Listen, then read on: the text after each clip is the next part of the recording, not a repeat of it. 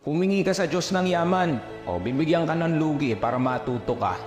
I-prepare ka ng Diyos para pag nagnegosyo ka na sa susunod, magaling ka na.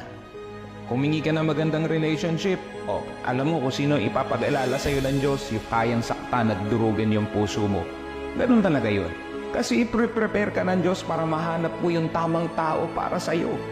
Kaiba magturo ang Panginoon. Very unconventional. Bibigyan ka niya ng leksyon. Hindi niya ibibigay sa'yo rekta. Kasi gusto niyang matuto ka muna. So anytime na manghingi ka sa Diyos at mananalig ka, tanungin mo ang sarili mo, ready ka na ba sa leksyon? Kaya mo ba namnamin yung sakit? Kasi kung kaya mong namnamin yan, o dyan lang ngayon papasok ang blessing. So wag mo questionin ng Diyos.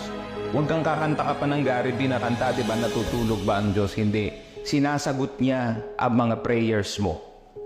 Ayun nga lang, sa kakaibang